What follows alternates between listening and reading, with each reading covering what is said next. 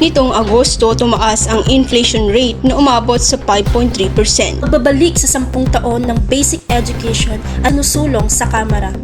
Tarlac City sumasailalim na sa ordinansang inilabas ni Mayor Christy Angeles. Mga tricycle drivers umalma. Masdan ang kalagayan ng mga mamimili at nagtitinda sa bagong palengke ng Tarlac City. Pagtaas ng inflation rate, nagdulot ng matinding pag-aalala sa mga estudyante. Mataas na presyo ng bilihin laban para sa edukasyon, nagiging mas mahirap. Sa pag-usbong ng inflation rate, mas mataas na presyo ng mga pangunahing bilihin tulad ng pagkain, school supplies at pamasahe. Ito ay nagdudulot ng mas mataas na gastusin para sa mga estudyante at kanilang mga pamilya. Erica Joy de la Ostia, ibalita mo.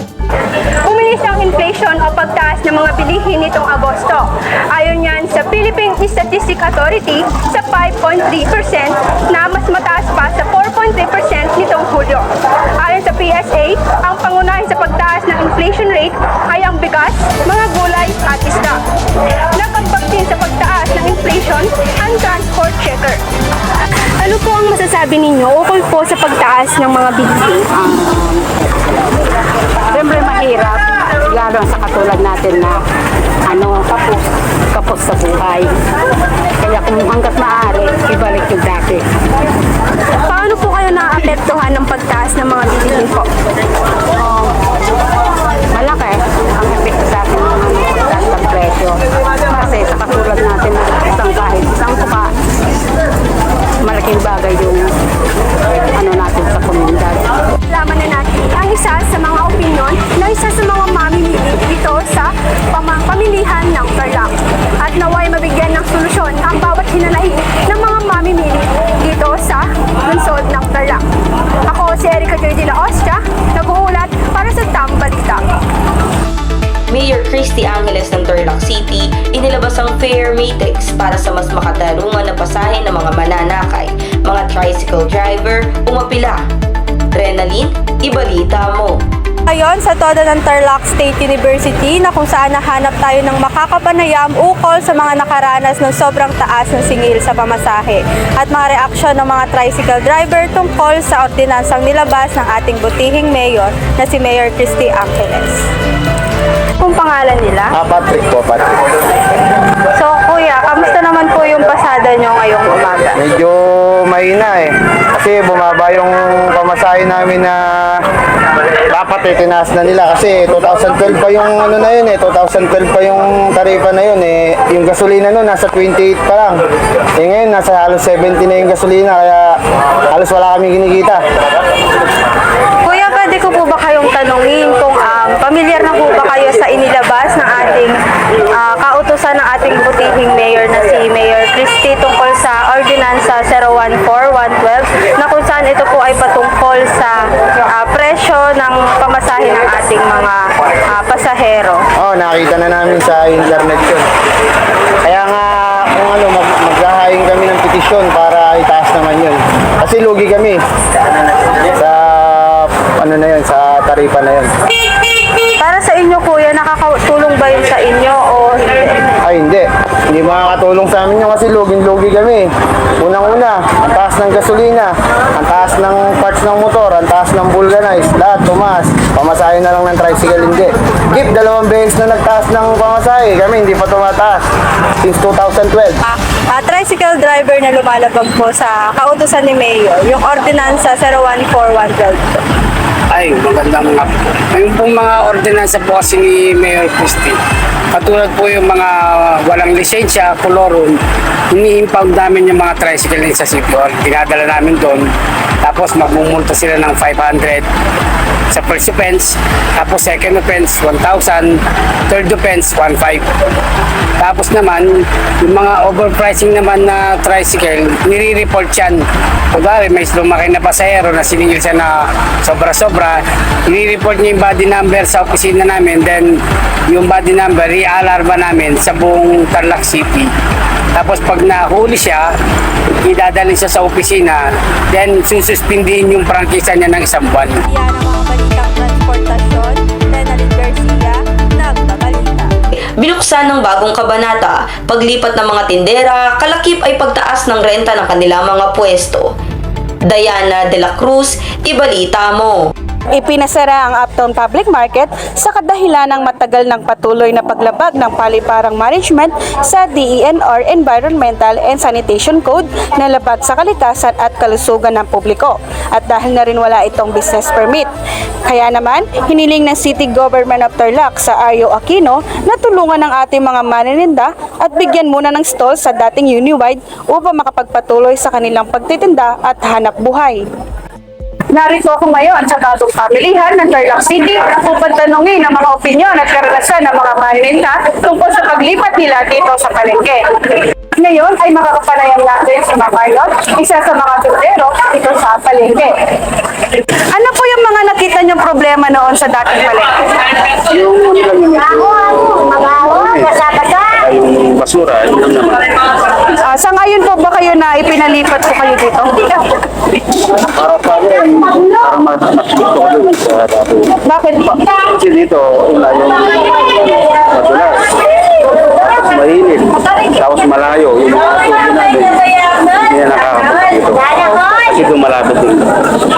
Ano pong masasabi niyo na napaalis po kayo sa mga nakikititinda? Ano pong masasabi niyo? Doon? Opo. Sabi nila yung ano daw, walang permit na yung palengke doon. Yun lang sabi nila sa amin, hindi siya issue ng permit. Kaya kami sinamit dito. Kano po yung renta na binabayaran niyo dito? Wala lang kung renta ano lang yung parang daily lang, yung sinisingil lang ano. Magkano po yun? Para sa maintenance. Kada araw po? O kada araw. Yung para sa maintenance nila yun. Ayun po, kung ikukumpara po, ano pong mas malakas na benta? Nung dating palengke po o yung dito po? Yung dati. Kasi, Kasi dito, malayo.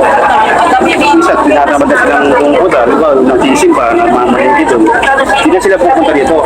Mainit pa. yun po yung nakikitang epekto po. Kasi natama rin na sila pupunta dito. Medyo malayo. Hindi ka mukha doon. Malapit lang. Sapat naman po ba yung mga kinikita nyo? Okay naman. Thank you po. Maraming. Ito ang aking mga balita sa oras na ito. Ako si Diana de la Cruz para sa Tamang Balita.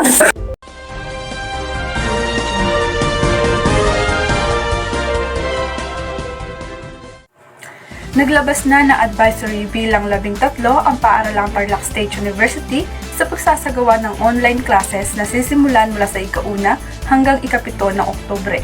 Ito ay nakasaad sa inilabas na Memorandum No. 50 Series 2023. Ito ay alinsunod sa nalalapit na National School Games na gaganapin sa ika-1 hanggang ika-7 ng Oktubre ngayong taon, kung saan ang nasabing universidad ay hindi lamang lalawak sa nasabing kaganapan, kundi sasalubungin din ng ilan sa mga representante o kinatawan mula sa state universities at colleges sa buong bansa. Ang Tarlac State University ang magiging pansamantalang tuluyan ng mga mag-aaral at mga kalahok na kasama sa isasagawang patimpalak. Nakasaad din sa inilabas na memorandum ng Tarlac State University ang paghihikayat sa mga miyembro ng faculty na lumikha kaagad ng kanilang klase sa pamamagitan ng Microsoft Teams. Higit pa rito, magsusumite ng mga pangangailangan pang-akademiko at pagsasagawa ng mga aktibidad na may kaugnayan sa pagtuturo ay muling i-schedule para sa ibang araw. Ito ay ang maigpit na bilin ng Kapangulo ng Paaralang Tarlac State University na si Dr. Arnold E. Velasco.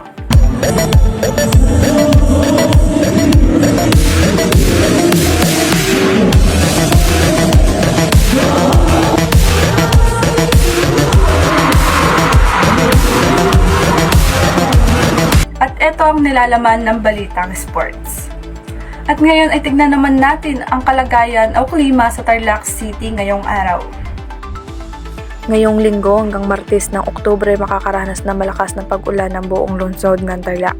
Ito'y tinataya na aabot sa kabuuang 31 mm at ito'y posibleng lumakas sa pagsapit ng Lunes ng hapon. Makakaranas din ng matinding init ang buong lungsod na tinatayang aabot sa 31 degrees Celsius pagsapit ng hapon ng linggo. At ito ay inaasahang bababa sa 25 degrees Celsius ng gabi ng Lunes. At inaasahan na magiging maganda ang panahon sa mga susunod na araw. At iyan nga ang weather update ngayong araw. Ako si Jane Carla C. nag-uulat mula sa Tambalita.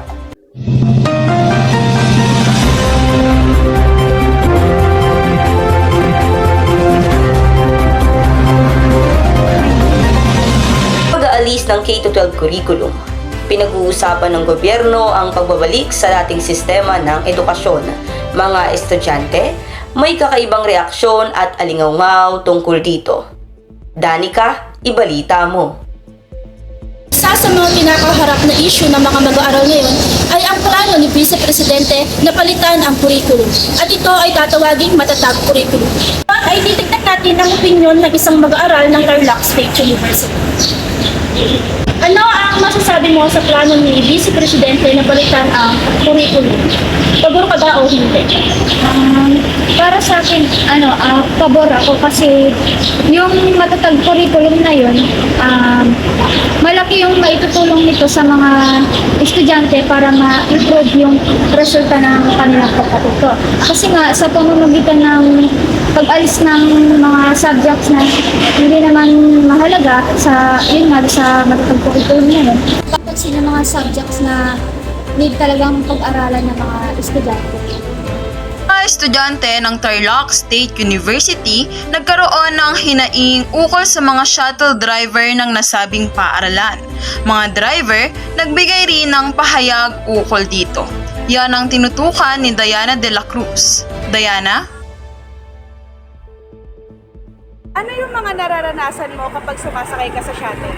Yung nararanasan ko sa shuttle is yung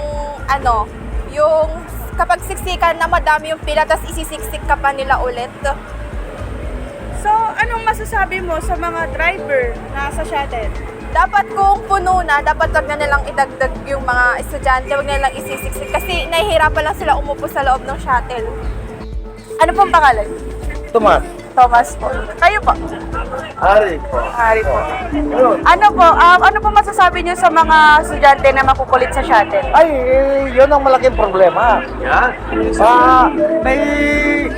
May nakasulat naman na batas doon na sinusunod dapat sundin ng estudyante. Kaya lang, porque matitigas ang ulo, hindi nasusunod. Magkikita ko sa mga estudyante na nagiging problema nila, yung mga estudyante, yung namimili sila ng sasakyan, matitigas ang ulo. Kung sama-sama sila, kahit na baka magtulakan pa, unahan ka pagbayad, pero pag na lang ang kulang, ayaw magbayad. Yun ang lumilitaw na problema.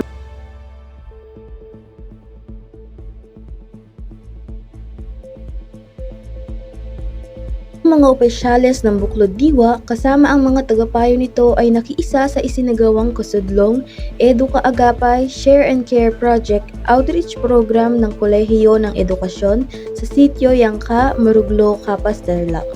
Noong 27 ng Setyembre, ganap na 3:00 ng hapon. Ang Buklod Diwa ay namahagi ng mga school supplies kits para sa mga mag-aaral na bagaman simple at maliit na bagay ay maaaring makapagdulot ng malaking pagbabago sa buhay ng mga bata sa Maruglo Elementary School. Simpleng paraan na ito, mababakas sa mga larawan ang mga tuwa at galak ng mga bata mula sa natanggap nilang munting regalo mula sa kabutihan ng mga taong sumuporta sa kasudlong Educa Agapay Share and Care Project Outreach Program. At yan lamang po para sa balitang pang-campus. Nag-uulat, Monica Gragasi. Iyan pong 15 minutong pagbabalita mula sa istasyong di lamang naghahatid ng balita, Kundi balitang tumatatak din sa inyong puso at diwa. Ito ang inyong kaagapay At lagi niyong kaibigan. Balitang makatotohanan, balitang walang kinikilingan. Gigising tuwing umaga upang maghatid ng mga nagbabagang balita. Ito ang Tambalita.